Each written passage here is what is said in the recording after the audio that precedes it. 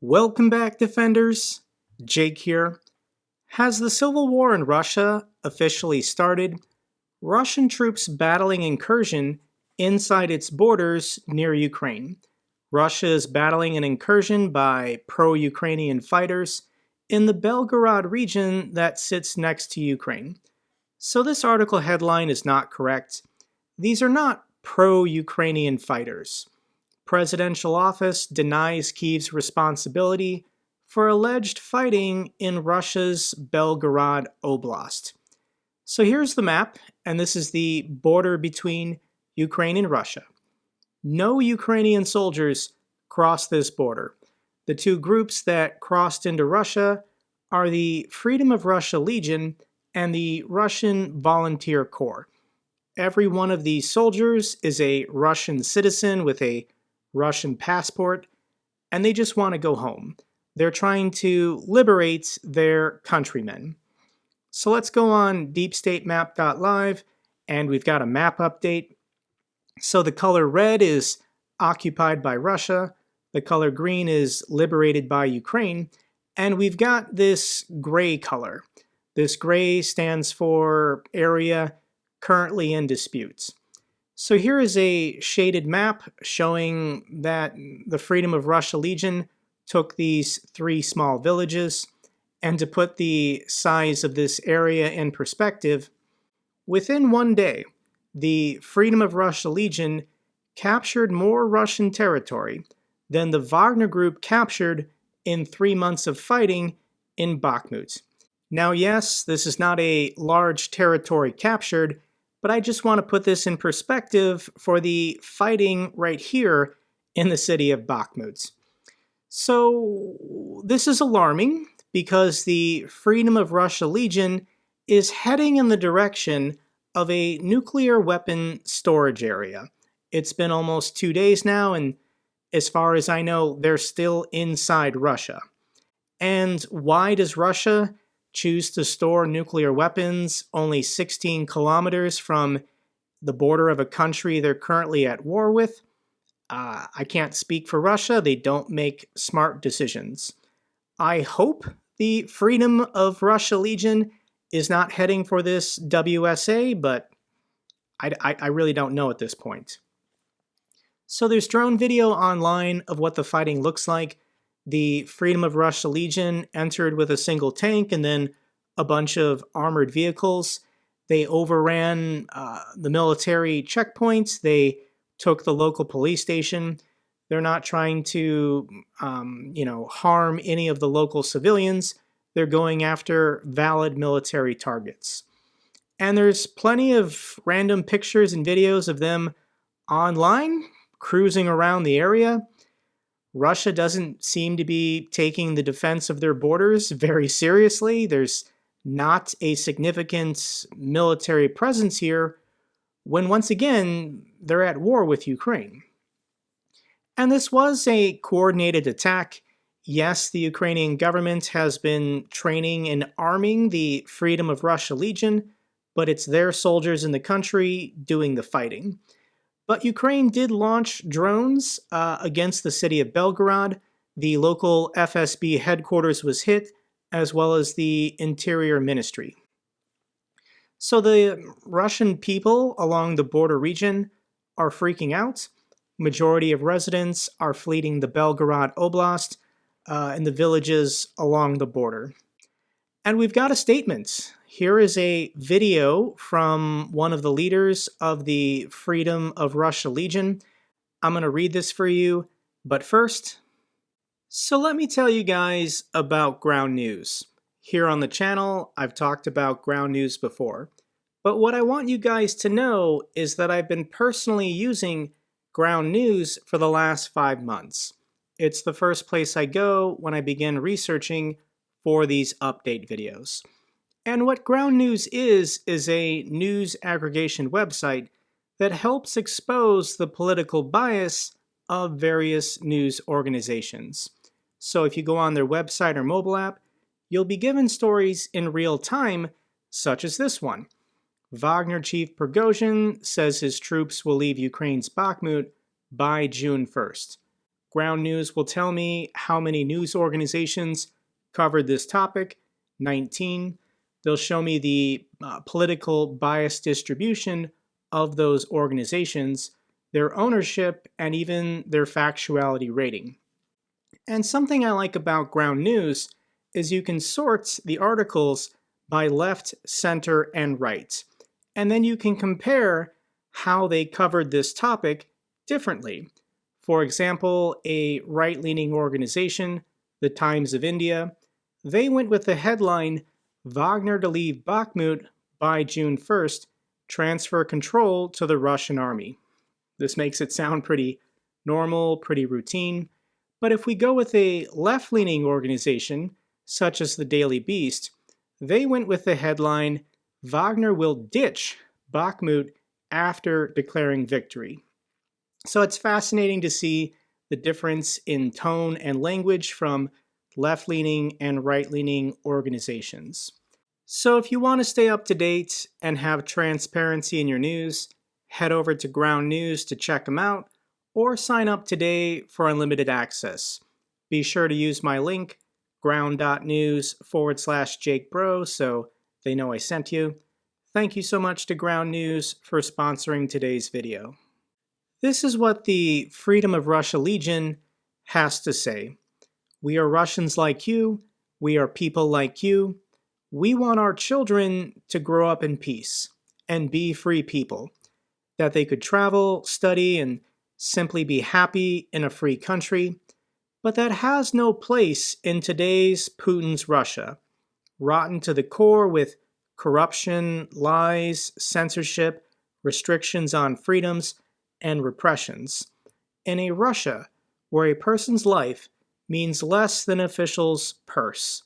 In a Russia where they build a separate railroad to the bunker of grandfather Putin's residence, rather than repairing roads in the regions. In a dictatorial country where children are separated from their parents for calling for peace, and teenagers are given life sentences. But the time has come to put an end to the Kremlin dictatorship. Thank you to everyone who supports us, who sends us donations, and smokes where it is needed. Your support is what every day reminds us of the final goal on Red Square. Be brave and have no fear, because we are coming home. Russia will be free. So that's a pretty good message. I support everything they just said. And more than likely, they had help on the inside.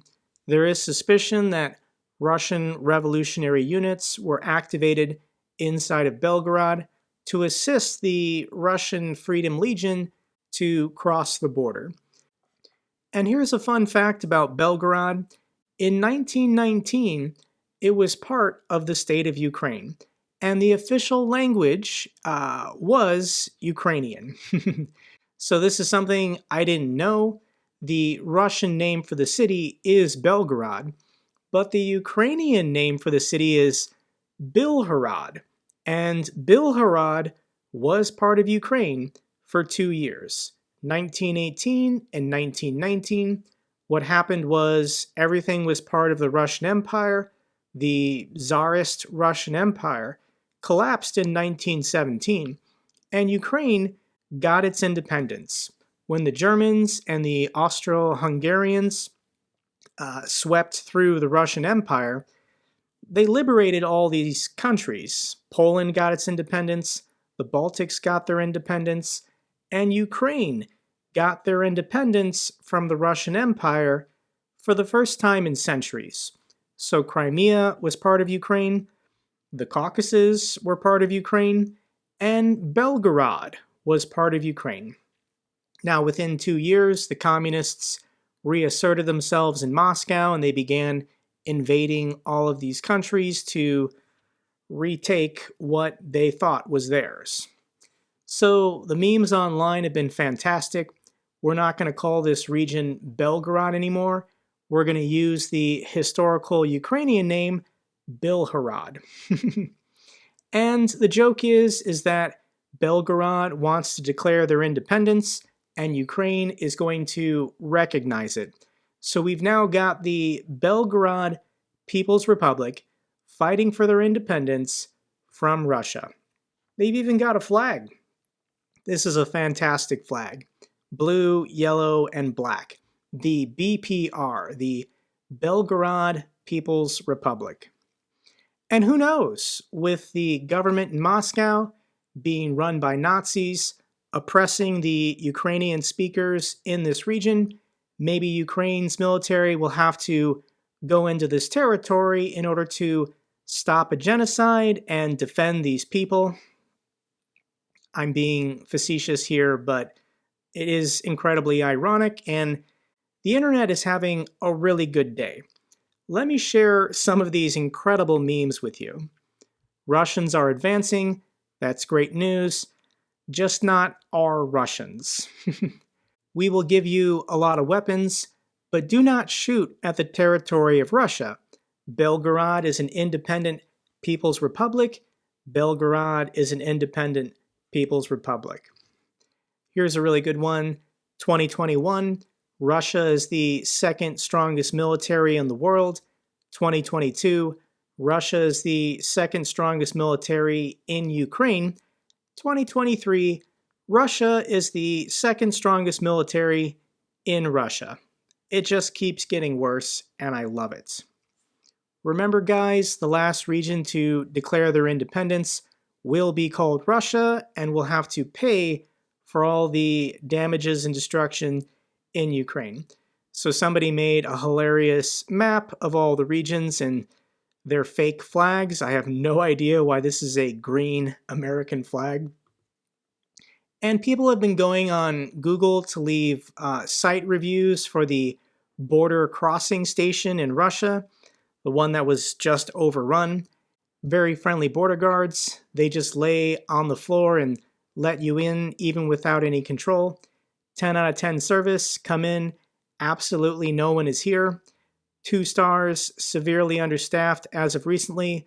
The location is in disrepair. Management cannot be reached. Thankfully, there were a few helpful Russian volunteers.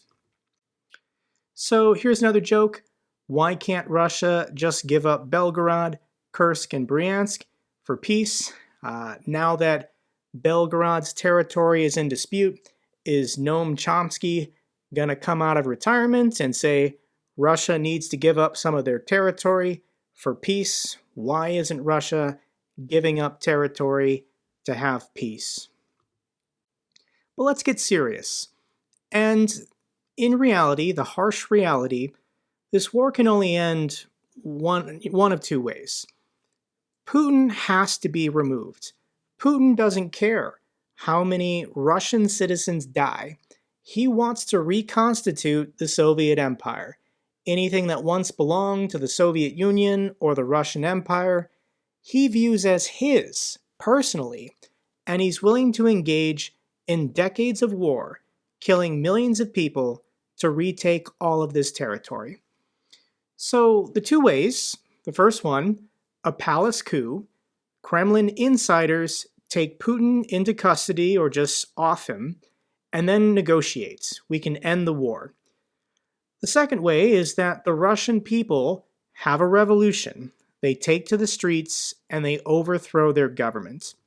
So here is a video from Ilya Ponomarev, leader of the political wing of the Freedom of Russia Legion.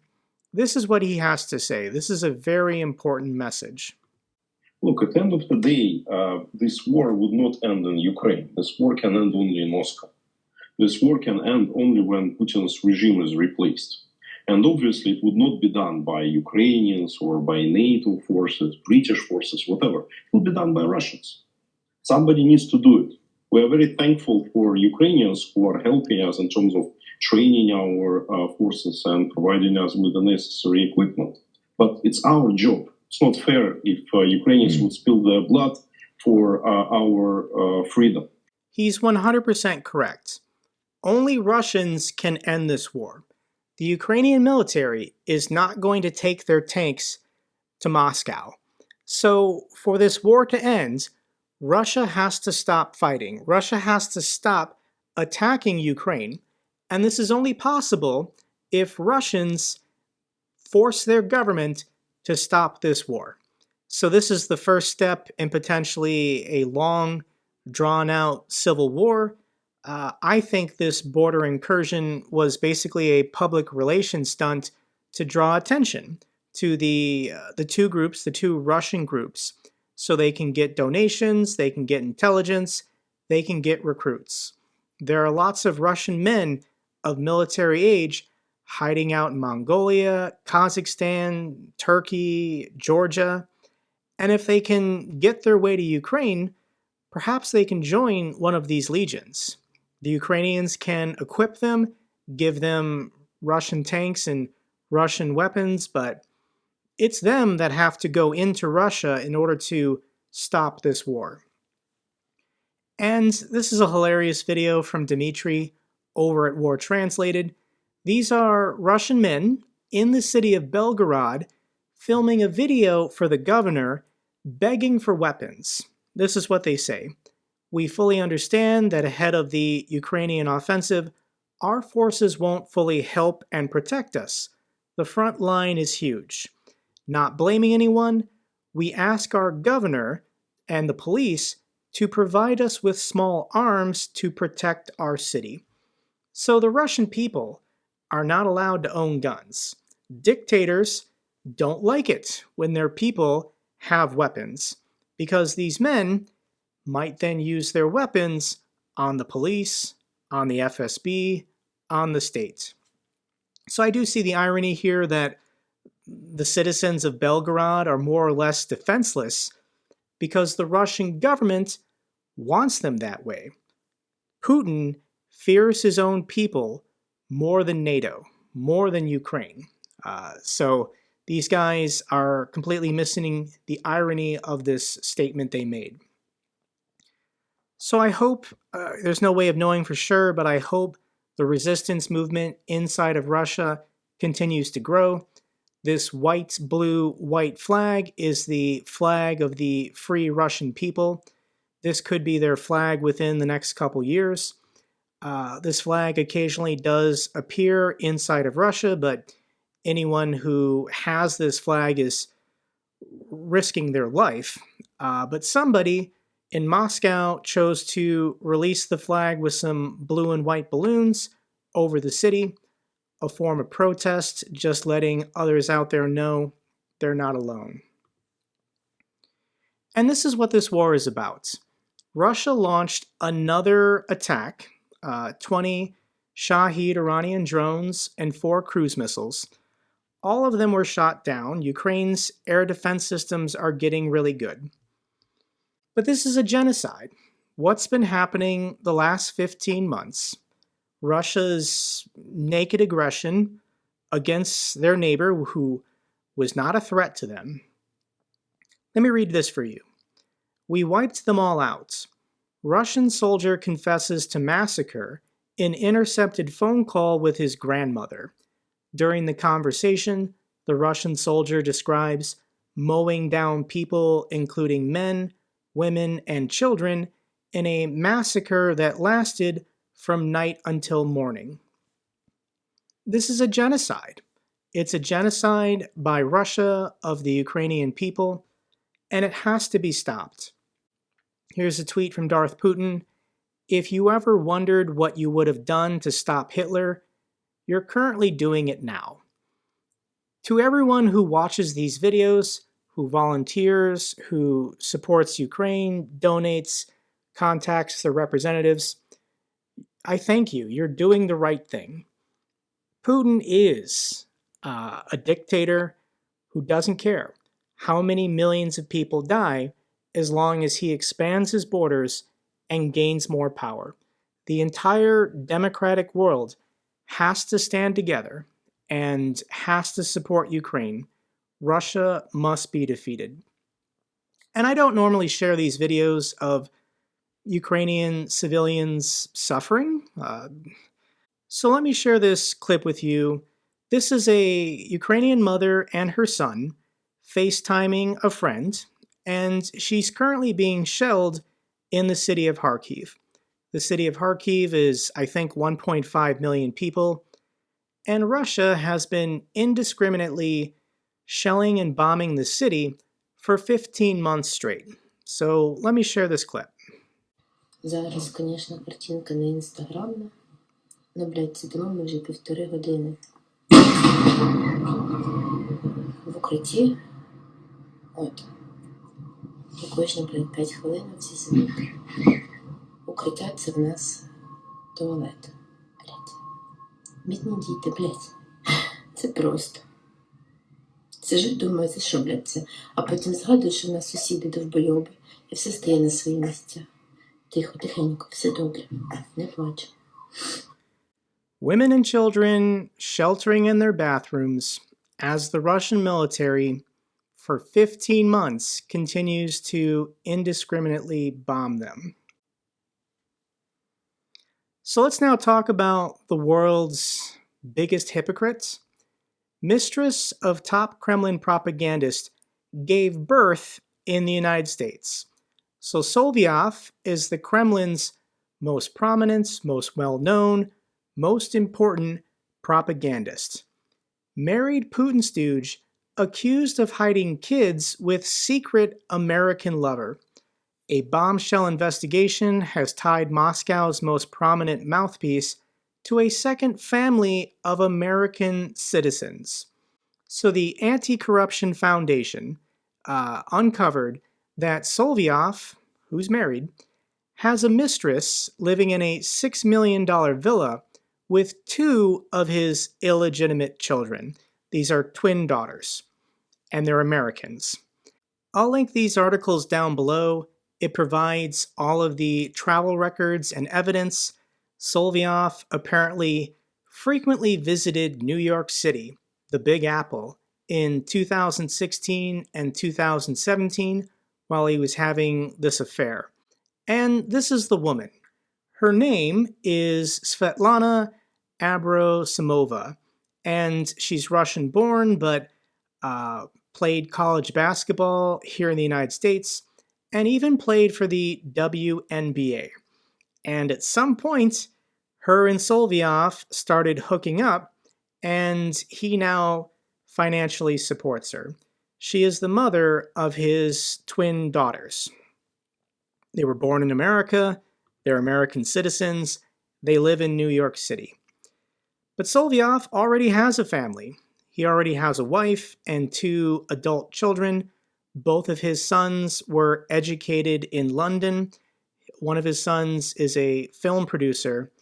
The other is a openly bisexual male model living and working in London. And Solovyev frequently threatens to nuke New York City and nuke London when his children all live in the West. This is the biggest hypocrite. I'm speechless, guys. I can't even get it out of my mouth. This is so absurd. So let me share a clip with you of Solovyev this week, whining and groaning that nobody takes Russia's threats serious anymore. Да плохо все на самом деле. Вот реально говоря, вот если смотреть, то у меня такое ощущение, что не хватает нам какого-то интегрального подхода. Вот я смотрю, и никто не верит ни в какие наши красные линии. Все считают, что делать можно все, что угодно. Что тигр оказался бумажным. Ну, есть у них ядерное оружие, все равно никогда ничего не используют. Но все равно, то есть вот такое отношение стало, да ладно, чего мы их так долго боялись? Да. Поэтому сейчас и F-16 пошли, уже поняли, что да как... Whine, whine, whine. All this guy does is complain that nobody takes Russia serious anymore.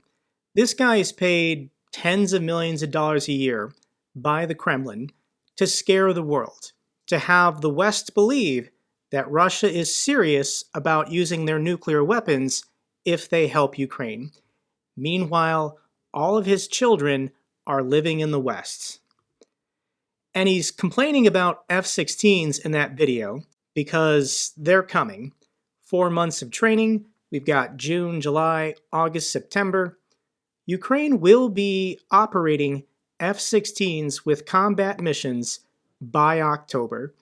And something that no one's talked about yet is what kind of capabilities, what kind of missiles will be provided to Ukraine. Yes, the F-16s can do air-to-air combat, air-to-ground, but what about air-to-ship missiles? Will Ukraine, once they have F-16s, be given air-to-ship missiles? And I think this is what the West wants Russia to think about for the next 4 months while these Ukrainian pilots are training. Because somebody in the West probably is going to provide air-to-ship missiles, and then Ukraine is going to be able to sink every ship in the Black Sea. Every Russian ship in the Black Sea is going to be sunk come October if Russia does not give up on this war. Oh yeah, this is an afterthought, but 2 days ago, Ukraine successfully shot down another Russian Su-35 fighter jet. This fighter jet was over the Black Sea on a bombing raid for the city of Kherson when a suspected Patriot air defense system shot it down. Tell Putin, I want him to know it was me. And we've got more good news for Ukraine. The United States announced their latest security assistance package worth $375 million, more HIMARS ammunition, TOW anti-tank missiles, 155mm artillery rounds, and Javelin anti-tank weapons. And the line item that has everyone excited is more bridge builders. If Ukraine is going to rapidly advance towards the Sea of Azov, they're going to need to quickly cross small streams and rivers, so they need this bridge building equipment. Final couple feel-good clips I have for you. The first one is of Ukrainian defenders leaving their training in Spain, and these are the Spanish instructors sending them off.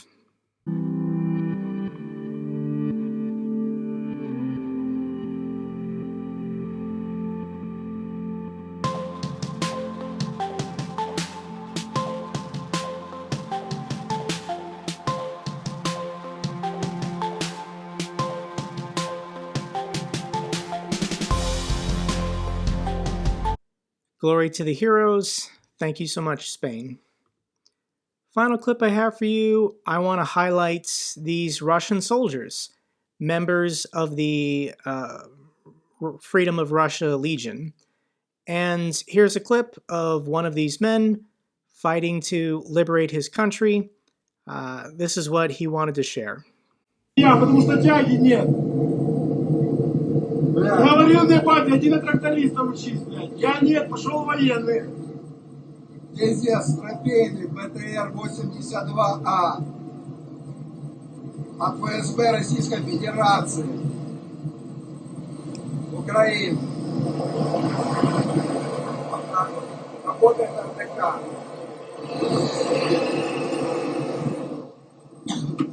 Благодарим шайбу за то, что... So this is a BTR that they captured, and this guy said his father wanted him to be a tractor driver, but Putin forced him to be a soldier. That's all for this update video. Glory to Ukraine, glory to the heroes. If you found this video informative, give me a thumbs up. Best way to support the channel. Comments and questions, let me know down below. I love hearing from you guys.